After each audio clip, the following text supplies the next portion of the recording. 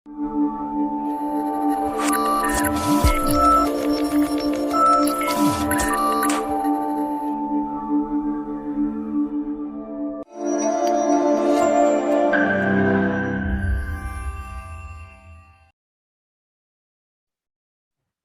Everyone, आप सभी का स्वागत है सार्थक एकेडमी के यूट्यूब चैनल पे। आज मैं आप लोगों को बताऊंगा कि जो सीएससीबी डाटा एंट्री एग्जाम हुआ था, सीएससीबी का डाटा एंट्री एग्जाम जो हुए थे, सीएसपीएचसीएल का जो डाटा एंट्री एग्जाम हुआ था 2 साल पहले, उसमें जो कंप्यूटर सेक्शन था, कंप्यूटर सेक्शन में कैसे क्वेश्चंस आए थे, कितने क्वेश्चंस थे और हम उसको कैसे डील करेंगे। शुरू से आखिर तक मेरे साथ आप बने रहिएगा। आपको बताऊंगा कि कैसे आप यदि आंसर नहीं मालूम है फिर भी आप क्या कर सकते हैं, ऑप्शन को एलिमिनेट कर सकते हैं। उतना भी टफ लेवल के क्वेश्चन नहीं पूछे जाते हैं, तो आप शुरू से अंत तक मेरे साथ बने रहिए। अच्छा, जो पिछला जो एग्जाम हुआ था उसमें कंप्यूटर के 30 मार्क्स थे। कितने मार्क्स थे? 30 मार्क्स एंड 30 क्वेश्चन। लेकिन अभी सिलेबस को जस्ट हाफ कर दिया है। सिलेबस को हाफ नहीं करना बल्कि नंबर ऑफ क्वेश्चन उसको हाफ कर दिया, यानी कि अभी कितने मार्क्स होंगे? 15 मार्क्स एंड 15 क्वेश्चन आपको कंप्यूटर सेक्शन में देखने को मिलेगा।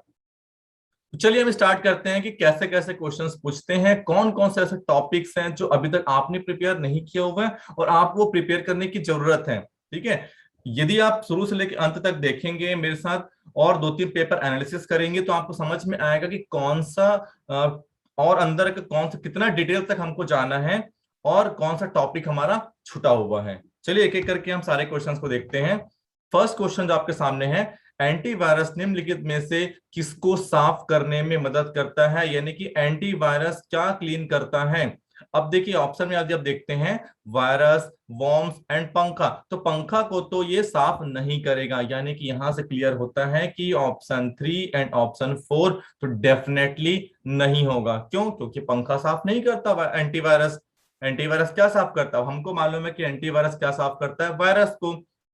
तो देखिए क्या सिर्फ ओनली वन होगा? नहीं, वायरस एंड वॉर्म्स दोनों मालवेयर्स हैं। ठीक है, दोनों के दोनों सॉफ्टवेयर प्रोग्राम होते हैं जो कंप्यूटर के प्रोग्राम में इफेक्ट डालते हैं। तो क्या होगा इसका right answer? First and second both. Antivirus किसको साफ करता है? वायरस एंड वॉर्म्स बोथ साफ करते हैं। ओके, चलिए नेक्स्ट क्वेश्चन की तरफ आते हैं। आप नोट करते चलेंगे, जो भी एक्स्ट्रा इन्फॉर्मेशन मैं आपको दे रहा हूं हो सकता है वो आपके एग्जाम में काम आ जाए। चलिए नेक्स्ट क्वेश्चन देखते हैं। निम्नलिखित में से कौन सा वैध इमेज एक्सटेंशन है?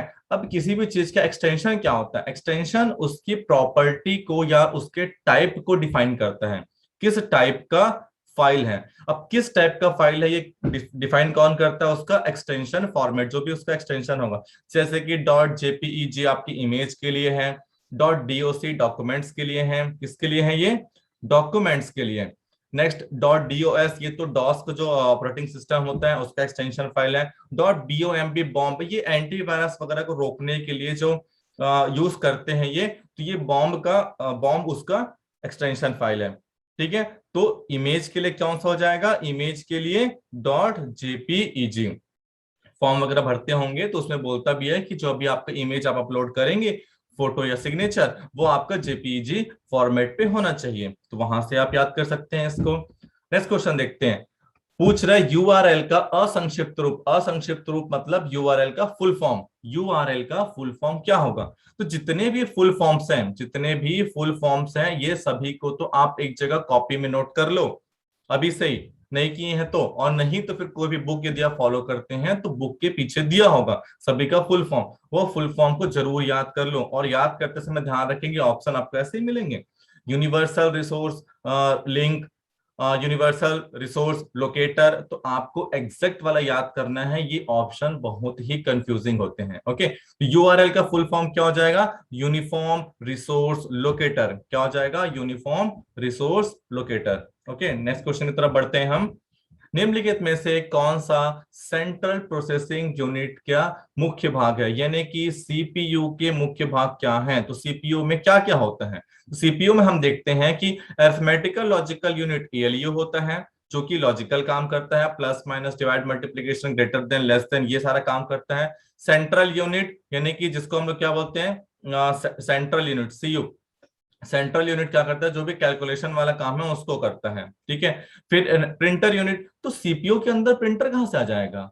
सीपीयू के अंदर प्रिंटर होगा क्या? नहीं होगा। तो प्रिंटर एलिमिनेट हो गया आपका। तो जहां जहां 3 है वो तो एलिमिनेट।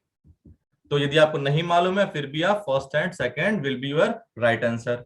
क्लियर हो रहा है सभी को? यदि वीडियो अच्छा लग रहा होगा तो लाइक करेंगे और अंत तक मेरे साथ बने रहेंगे। ओके, चलिए नेक्स्ट क्वेश्चन देखते हैं। निम्नलिखित में से कौन सा एक सर्च इंजन नहीं है? ये जो नहीं वर्ड है ना, ये बहुत दिक्कत करता है। ये नहीं को बहुत ध्यान पूर्वक पढ़ना है आपको। सर्च इंजन कौन सा पढ़ लोगे तो आप बिंग याहू या गूगल में टिक कर दोगे। नहीं भैया, वो पूछ रहे नहीं है, नहीं है पूछ रहे हैं। नहीं है मतलब क्रोम। क्रोम तो वेब ब्राउजर है। क्रोम क्या है? वेब ब्राउजर है। इसके अलावा बिंग, याहू, गूगल, ये सब सारे के सारे क्या हैं? आपके सर्च इंजन है। क्रोम हो गया, और कौन से हैं? इंटरनेट एक्सप्लोरर हो गए। ये सारे के सारे क्या हैं? ये वेब ब्राउजर्स हैं। ओके, तो जितने भी वेब ब्राउजर्स हैं और सर्च इंजन है उसको आप लोग कॉपी में नोट कर लेंगे। एक क्वेश्चन तो फिक्स है वहां से आना। नेक्स्ट क्वेश्चन देखते हैं। निम्नलिखित में से कौन सा सर्च इंजन के उपयोग है? कौन सा सर्च इंजन के उपयोग है? तो देखिए, सर्च इंजन के उपयोग क्या होंगे। अब हम क्या क्या चीज सर्च कर सकते हैं? क्या क्या चीज सर्च कर सकते हैं हम वीडियो सर्च कर सकते हैं, हम डॉक्यूमेंट सर्च कर सकते हैं, हम इमेज सर्च कर सकते हैं। यानी कि क्या हम ये दोनों चीजें सर्च कर सकते हैं, यानी कि फर्स्ट एंड सेकंड बोथ। आप यूट्यूब, आप गूगल पे सर्च करते हैं तो हर चीज सर्च हो पाता है कि नहीं? ठीक है, तो सारी चीजें हम सर्च कर पाएंगे। नेक्स्ट देखते हैं। एमएस डॉस में किस कमांड का उपयोग तारीख दिखाने के लिए, यानी कि डेट डेट को शो करने के लिए या डेट इंसर्ट करने के लिए हम कौन सा कमांड यूज करेंगे? तो डेट के लिए हम क्या यूज करेंगे? डॉस की बात चल रही है यहाँ पर, विंडोज की बात नहीं चल रही, ये बात चल रही है डॉस की। डॉस वैसे भी कमांड बेस्ड ऑपरेटिंग सिस्टम है, तो सारी चीजों के लिए हम कमांड अप्लाई करते हैं। तो डेट के लिए क्या होगा? तारीख के लिए डेट कमांड ही यूज करेंगे। फॉर्मेट, हम फॉर्मेट करने के लिए, डिस्क क्लीन करने के लिए, वीईआर आपका वायरस वगैरह के लिए हम लोग यूज करते हैं। ओके, क्लियर है? चलिए नेक्स्ट है। सीडी खालिस्तान का एक उदाहरण है।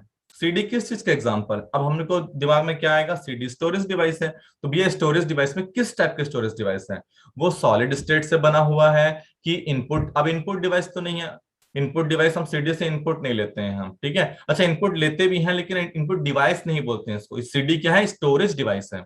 नेक्स्ट है हार्ड डिस्क। हार्ड डिस्क तो नहीं है, हार्ड डिस्क तो अलग होता है भाई। तो सीडी क्या है? सीडी बना होता है, आप देखे होंगे प्लास्टिक जैसा, पॉलीविनाइल कार्बोनेट का बना होता है वो, यानी कि ऑप्टिकल डिस्क। सीडी हो गया, डीवीडी हो गया, आपका बीआरडी हो गया, ब्लू रे डिस्क हो गया, ये सारे के सारे किस में आ जाएंगे? ऑप्टिकल डिस्क में आएंगे। किस में आएंगे? ऑप्टिकल डिस्क में। चलिए आगे बढ़ते हैं। और निम्नलिखित में से कौन सी एक अस्थायी मेमोरी, अस्थायी मेमोरी यानी कि पावर ऑफ होते ही, क्या होते ही? पावर ऑफ होते ही मेमोरी लॉस। पावर ऑफ हुआ, मेमोरी क्या हो गई उसकी? Memory loss. मेमोरी लॉस हो जाएगी। पावर ऑफ हुआ, मेमोरी लॉस। तो पावर ऑफ होते ही किसकी मेमोरी लॉस होती है? आपके पास ऑप्शन है, आप देख सकते हैं। किसका होगा वो? रैम का। किसका? रैम। रैम ऐसा है, अच्छा रैम भी दो टाइप के होते हैं, स्टैटिक एंड डायनेमिक। तो स्टैटिक जो रैम है वो क्लीन नहीं होता, डायनेमिक रैम है वो क्लीन होता है। ठीक है, डिटेल में आप लोग पढ़ेंगे, समझ में आएगा। हार्ड डिस्क के डेटा पावर ऑफ होने से नहीं जाता है। रोम, रोम ही आपका हार्ड डिस्क। यदि आप मोबाइल पे जाएंगे तो मोबाइल पे आपको हार्ड डिस्क नहीं बोलता है, वो मोबाइल पे रोम देता है। 64 GB रोम है, 32 GB रोम है करके। तो रोम एक तरीके से इंटरनल मेमोरी का काम करता है। पावर ऑफ होने से वो ऑफ नहीं होता। नेक्स्ट है solid state drive. Solid state drive के भी जो चीजें हैं, यानी कि पेन ड्राइव वगैरह, ये सारी चीज की जो पावर ऑफ होने से ऑफ नहीं होता है। तो क्या हो जाएगा? रैम का। ओके, चलिए और नेक्स्ट क्वेश्चन देख लेते हैं। किस शॉर्टकट की का प्रयोग एमएस पावर पॉइंट प्रेजेंटेशन में न्यू स्लाइड, यानी कि न्यू स्लाइड ओपन करने के लिए आप कौन सा कमांड यूज करेंगे या शॉर्टकट की आप यूज करेंगे? ठीक है, क्या शॉर्टकट की होगा? Control M. कंट्रोल एम आप जैसे ही आप प्रेस करेंगे, control plus M, new slide सामने आ जाएगी। ठीक है, क्या हो जाएगा? न्यू स्लाइड सामने आ जाएगा। ओके, चलिए और देखते हैं next question. Which of the following is are real time operating system? Real time operating system यानी कि विदाउट बफरिंग, कोई बफरिंग नहीं होगा। जैसे आपने कमांड दिया उसके अकॉर्डिंग सामने आपका प्रोसेस होकर आउटपुट दिखेगा, कोई समय नहीं लेगा, कोई डिले नहीं होगा। तो रियल टाइम ऑपरेटिंग सिस्टम आपका आरटी लिनक्स। आरटी लिनक्स है। मैं आपको और बताना चाहता हूं, एक होता है आपका VRTX, इसका फुल फॉर्म कुछ नहीं है, यही है VRTX, ध्यान में रखेंगे। एक होता है आपका LYNX, ये भी लिनक्स, ये लिनक्स है और ये लाइनक्स है, LYNX। एंड नेक्स्ट होता है PSOS।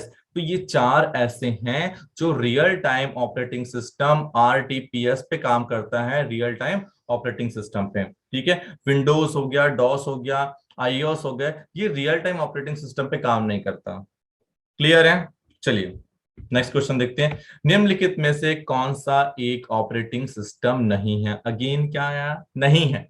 नहीं है मतलब कौन सा नहीं है? डॉस ऑपरेटिंग सिस्टम है, विंडोज है, लिनक्स, ऑरेकल। ऑरेकल प्रोग्राम है, ऑरेकल के बहुत सारे प्रोडक्ट्स आते हैं, ऑरेकल एक कंपनी है एक्चुअली, बहुत सारे इसके प्रोडक्ट्स आते हैं। जनरली हम ऑरेकल को सॉफ्टवेयर के नाम से जानते हैं, तो ये एक सॉफ्टवेयर है, ऑपरेटिंग सिस्टम नहीं है। ठीक है, ऑपरेटिंग सिस्टम क्या होता है? जो कंप्यूटर को रन करने के लिए आवश्यक हो। तो ओरेकल हमारे लैपटॉप पे नहीं होगा, फिर भी हमारा लैपटॉप डेस्कटॉप चलता है। Okay, next. MS वर्ड में कौन सी शॉर्टकट की चयनित लाइन, यानी कि जो भी हमने लाइन सेलेक्ट करके रखा हुआ है उसको क्या करेगा वो मिड में, यानी कि लाइन को मिडिल पे लाने के लिए हम कौन सा शॉर्टकट की यूज करेंगे? किसमें? वर्ड में, MS वर्ड में लाइन को सेंटर पे लाने के लिए हम कौन सा शॉर्टकट की यूज करेंगे? जैसे कि यहाँ पर आपको दिख रहा होगा Ctrl+J। Ctrl+G का मतलब होता है जस्टिफाई ऑफ पैसेज, यानी कि हम ऐसा बहुत सारा लाइन लिख रहे हैं और किसी में आगे बढ़ गया, फिर पीछे से स्टार्ट कर दी, यहीं रुक गए, तो इसको क्या करता है? ये इक्वल करता है। कौन सा? जस्टिफाई करना, यानी Ctrl+G जस्टिफाई करता है, पैसेज को जस्टिफाई करने का काम करता है। नेक्स्ट वन Ctrl+E, जिसका आंसर है किसी भी लाइन को सेंटर पे लाने का काम करेगा।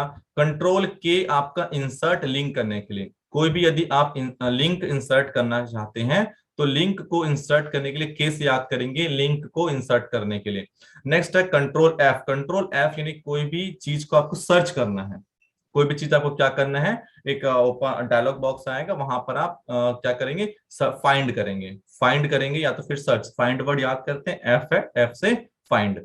ओके, चलिए नेक्स्ट देखते हैं। HTML भाषा का प्रयोग किस चीज बनाने के लिए किया जाता है? HTML का प्रयोग हम किस चीज के लिए करते हैं? वेब पेजेस बनाने के लिए। जो भी आप लोग विज्ञापन वगैरह में एनिमेशंस वगैरह देखते हैं, कोई भी वेबसाइट खोलते हैं, कहीं से कुछ ब्लिंक हो रहा है, कहीं से कुछ ऐसा मूव हो रहा है, वो सारी के सारे किससे बनती है? HTML से। सिर्फ HTML से नहीं, बहुत सारे और भी ऐसे लैंग्वेजेस हैं जिससे बनता है, बट HTML हम क्या बनाने के लिए यूज करेंगे? वेब पेज बनाने के लिए। ओके, नेक्स्ट देखते हैं। वैक्यूम ट्यूब का प्रयोग कौन से जनरेशन पे, यानी कि कौन से पीढ़ी के कंप्यूटर में किया जाता था? तो आप इसके सीक्वेंस को याद कर ही लो। वैक्यूम ट्यूब कब आया, फिर रजिस्टर कब आया, फिर आपका IC चिप कब आया, फिर माइक्रो प्रोसेसर कब आया, सारे जनरेशन पे। तो वैक्यूम ट्यूब कौन से जनरेशन पे था? फर्स्ट जनरेशन पे हम वैक्यूम ट्यूब यूज करते थे। ओके, बाकी सारी चीजों को भी आप लोग नोट करके रखेंगे अपनी कॉपी पे। Next one. डीवीडी का असंक्षिप्त रूप, यानी कि डीवीडी का फुल फॉर्म। डीवीडी का फुल फॉर्म होता है डिजिटल वर्सेटाइल डिस्क। क्या होता है? Digital versatile disc. ठीक है, डिजिटल वर्सेटाइल डिस्क क्या होता है? Digital versatile disc. सेम वैसे ही आप BRD का, CD का, सबका फुल फॉर्म याद करेंगे। नेक्स्ट वन इज, निम्नलिखित में से कौन सा रिमूवेबल मीडिया है? रिमूवेबल मीडिया का मतलब किस चीज को आप अपने कंप्यूटर से अलग कर सकते हैं? कंप्यूटर से हम किसको अलग कर सकते हैं? CD को राइट किए अलग कर लिए, DVD को राइट किए अलग कर लिए, जब जरूरत हो तब फिर यूज कर लिए। नेक्स्ट वन है फ्लॉपी डिस्क। आजकल के बच्चे तो फ्लॉपी डिस्क देखे नहीं होंगे, लेकिन फ्लॉपी डिस्क भी यूज होता था, बहुत कम उसकी कैपेसिटी होती थी, 1.2 MB I think and 2 MB के आसपास होता था वो। ठीक है, तो ये क्या है? ये सारी चीजें रिमूवेबल मीडिया है, आप इसको रिमूव कर सकते हैं। ठीक है, चलिए नेक्स्ट वन। एक एकल इमारत में किस प्रकार की नेटवर्किंग, यानी कि सिंगल बिल्डिंग है, यदि कोई सिंगल बिल्डिंग है, सिंगल बिल्डिंग में आप किस टाइप का नेटवर्क यूज करेंगे? सिंगल बिल्डिंग में क्या आप लैन यूज करेंगे, कि वैन या मैन, या वैन या मैन? ठीक है, वाइड एरिया नेटवर्क यूज करेंगे, मेट्रोपॉलिटन एरिया नेटवर्क यूज करेंगे, कि लोकल एरिया नेटवर्क यूज करेंगे? तो एक सिंगल बिल्डिंग है, ऑफिस है, घर है, कैंपस है, उसके लिए हम लैन का उपयोग करते हैं। मैन हम किसी मेट्रो, किसी पर्टिकुलर सिटी के लिए यूज करते हैं, और वैन वाइड एरिया पे, यानी कि वर्ल्ड लेवल पे यदि हम नेटवर्क यूज करना चाहते हैं तो वो क्या होगा? हमारा वाइड एरिया नेटवर्क होगा। ओके, चलिए नेक्स्ट देखते हैं। और निम्नलिखित में से कौन सा कंप्यूटर का एक उपयोग है? क्या क्या हम कंप्यूटर का यूज कर सकते हैं? कंप्यूटर का यूज हम वर्ड प्रोसेसिंग के लिए कर सकते हैं, यानी कि MS ऑफिस के वर्ड में हम काम कर सकते हैं, वर्ड से रिलेटेड डॉक्यूमेंट्स हम बना सकते हैं। गेम खेलने के लिए कंप्यूटर का उपयोग कर सकते हैं हम। इंटरनेट ब्राउज करने के लिए कंप्यूटर का यूज कर सकते हैं, यानी कि ऑल। ये सारी चीजें तो हम कंप्यूटर में कर सकते हैं, तो सभी के सभी इसके यूजेस हैं। Okay, next one, non impact printer. तो प्रिंटर तो व्यापम का या छत्तीसगढ़ के किसी भी एग्जाम का व्यापम तो फेवरेट फेवरेट फेवरेट टॉपिक है। इसको तो 3 स्टार करके रख लो। और इसमें जितने भी टाइप्स हैं सभी को, तो नॉन इम्पैक्ट प्रिंटर। अब नॉन इम्पैक्ट यानी कि बिना टच किए। अब बिना टच किए किसको बिना टच किए भाई? पेपर को बिना टच किए ना। इम्पैक्ट में पेपर को टच करता है, टक टक टक टक करके टच करता है वो। रेलवे रिजर्वेशन काउंटर में पहले यूज होता था, और एज इट इज टाइपराइटर के जैसे। आजकल तो लेजर यूज करते हैं, लेजर हो गया, थर्मल हो गया, उसमें ये सारे नॉन इम्पैक्ट प्रिंटर्स, ये पेपर को टच नहीं करता, ये बिना पेपर को टच किए बिना छुए ये प्रिंट कर देता है। ठीक है, लेजर के थ्रू या थर्मल प्रिंटर पे गर्म करके, अलग अलग तरीके से। नेक्स्ट वन, निम्नलिखित में से कौन सा एक प्रकार का इम्पैक्ट प्रिंटर नहीं है? अभी मैंने आपको बताया कि इम्पैक्ट प्रिंटर नहीं है, यानी कि लेजर प्रिंटर बिना पेपर को टच किए, बिना इम्पैक्ट किए ये क्या कर देता है? प्रिंट कर देते हैं। तो क्या हो जाएगा? Laser printer. ओके, चलिए नेक्स्ट वन, निम्नलिखित में से कौन सा एक इनपुट डिवाइस है? तो इनपुट डिवाइस को भी रट लो, आउटपुट डिवाइस को भी रट लो। मॉनिटर आपका इनपुट डिवाइस, अच्छा इनपुट डिवाइस है पूछ रहे हैं, तो मॉनिटर क्या है आपका? इनपुट डिवाइस है क्या? नहीं, मॉनिटर पे तो आउटपुट दिखता है हमको। प्रिंटर पे भी आउटपुट मिलता है हार्ड कॉपी के फॉर्म पे, स्पीकर पे भी हमको आउटपुट मिलता है साउंड के फॉर्म में। माउस ही है जिसको हम पॉइंटिंग डिवाइस या इनपुट डिवाइस के रूप में यूज करते हैं। माउस हो गया, कीबोर्ड हो गया, माइक्रोफोन हो गया, स्कैनर हो गया, ये सारे के सारे क्या है? इनपुट डिवाइसेस हैं। नेक्स्ट वन, निम्नलिखित में से कौन सा एक एंटीवायरस सॉफ्टवेयर है? एंटीवायरस सॉफ्टवेयर को भी आप नोट करेंगे। अवस्थ, अवस्थ तो एंटीवायरस सॉफ्टवेयर क्या है बोल रहे हैं? नॉर्टन, नॉर्टन भी है भाई, NORTEN, नॉर्टन भी है।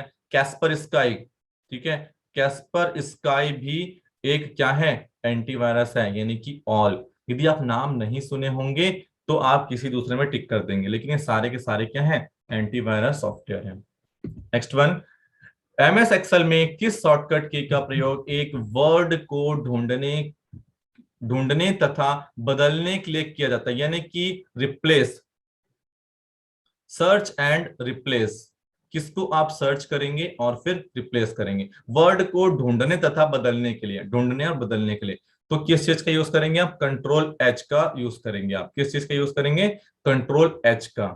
ओके, किसके लिए बात हो रही है? अब देखेंगे MS Excel, MS Word, DOS, ये सभी के शॉर्टकट कीज अलग अलग हैं, तो सारे के शॉर्टकट कीज को आप अलग अलग याद रखेंगे, मिक्स नहीं करेंगे। मिक्स करने से बड़ा कंफ्यूजन हो जाएगा। ओके, चलिए नेक्स्ट वन, निम्नलिखित में से कौन सा एक आउटपुट डिवाइस है? मैं बोला था ना इनपुट डिवाइस आउटपुट डिवाइस पूछता ही है। आउटपुट डिवाइस कौन सा है? प्रिंटर आउटपुट डिवाइस है, हार्ड कॉपी प्रिंट होता है इसमें। बार कोड रीडर, यदि आप शॉपिंग मॉल वगैरह में जाते हैं तो लेजर करके वो बार कोड, जो पीछे किसी भी प्रोडक्ट के पीछे जो वर्टिकल लाइंस होती हैं वो क्या कहलाता है? Bar code. कीबोर्ड तो इनपुट करने के लिए। माइक्रोफोन, माइक्रोफोन क्या? बात करने के लिए यूज करते हैं हम, यानी कि ये भी क्या है? आपका इनपुट डिवाइस है। कुछ भी चीज मैं बोल रहा हूँ वो आप तक पहुंच रहा है, वो किसके थ्रू हो रहा है? माइक्रोफोन के थ्रू ही हो रहा है। तो प्रिंटर क्या होगा? आपका एक आउटपुट डिवाइस होगा। नेक्स्ट वन, GIF का असंक्षिप्त रूप, यानी कि GIF का फुल फॉर्म क्या होगा? तो GIF का फुल फॉर्म क्या होगा? मैं आपको फिर बोल रहा हूँ कि फुल फॉर्म को तो नोट करके रखना ही है। Graphic interface format. क्या होगा? Graphic interchange format, graphic interchange format. Okay, next one, निम्नलिखित में से कौन सा एक मालवेयर नहीं है? मालवेयर नहीं है, देखिए वायरस मालवेयर नहीं है। मैं बताया था वायरस के अंदर, मालवेयर के अंदर आपका वायरस एंड वॉर्म्स सब आते हैं, लेकिन मालवेयर नहीं है। वायरस आएगा मालवेयर के अंदर, वॉर्म्स आएगा, ट्रोजन हॉर्स भी आएगा, लेकिन कोडेक्स है, कोडेक्स एक्चुअली कोडिंग वगैरह के लिए यूज करते हैं, ये आपका मालवेयर नहीं है, ये एक अलग से एक प्रोग्राम होता है। नेक्स्ट वन, गूगल कौन से वर्ड्स आया? तो Google, Yahoo, Facebook, Insta, Twitter, Telegram, Instagram, ये सब का ईयर आप लोग याद कर लेंगे। ठीक है, तो गूगल कब आया था? 1998 पे। गूगल कब आया था? 1998 पे। नेक्स्ट वन, खालिस्तान एक एप्लीकेशन तथा प्रेजेंटेशन है जिसमें ऑडियो, वीडियो, ग्राफिक्स तथा टेक्स्ट निहित होते हैं। यानी कि कौन सा ऐसा चीज है जिसमें ऑडियो भी हो, वीडियो भी हो, ग्राफिक्स भी हो और टेक्स्ट भी हो? तो हम ऐसे चीजों को क्या बोलते हैं? मल्टीमीडिया। मल्टीमीडिया बोलते हैं कि नहीं? मल्टीमीडिया जब फोन आया, याद करो, जब मल्टीमीडिया फोन आया तो उसमें हम वीडियो भी देख पाए, वीडियो शेयर कर पाए, ग्राफिक्स हुआ, गेम खेल पाए, सब चीजें हो पाई। तो क्या हो जाएगा? उसको हम क्या बोलेंगे? मल्टीमीडिया एक ऐसा एप्लीकेशन है जिसमें सारी चीजें हम देख सकते हैं। लास्ट क्वेश्चन, निम्नलिखित में से कौन सा एक डॉट मैट्रिक्स प्रिंटर का हिस्सा है? अब देखिए, डॉट मैट्रिक्स जो है ये इम्पैक्ट प्रिंटर का एग्जाम्पल है। किसका एग्जाम्पल है? इम्पैक्ट प्रिंटर का। तो इम्पैक्ट प्रिंटर पे हम क्या करेंगे? पेजेस को टच करेंगे। अब पेजेस को टच करेंगे तो उसके लिए हम इंक यूज करते हैं, और इंक को या रिबन यूज करेंगे, इंक डालेंगे, रिबन यूज करेंगे, और भी चीजें आप लोग को देखने को मिलेंगी। कार्टेज यूज करते हैं, किसी में इंक यूज करते हैं, किसी में रिबन यूज करते हैं। तो ये सब पूछता है। तो इम्पैक्ट प्रिंटर में, डॉट मैट्रिक्स प्रिंटर में, ये as it is typewriter के जैसे काम करता है। तो टाइप राइटर में आप देखे होंगे सामने एक रिबन होता है, यानी कि रिबन होल्डर भी होगा उसमें, और ड्राइव बेल्ट यानी कि जो उसको रोटेट करेगा। जैसे ही आप टाइप करते जाएंगे वो रोटेट होता जाएगा, यानी कि ड्राइव बेल्ट। ये दोनों चीजें उसमें इनबिल्ट होती है, यानी कि उसका एक हिस्सा होता है। क्लियर हुआ? तो आई होप कि आप सभी को ये चीजें समझ में आई होंगी। कौन कौन से ऐसे टॉपिक्स और हैं जो इंपॉर्टेंट है, मैंने आपको बताया इसके दौरान। अच्छा लगा हो वीडियो तो जरूर लाइक करेंगे, अपने फ्रेंड्स लोग को शेयर करेंगे। Okay, thank you everyone.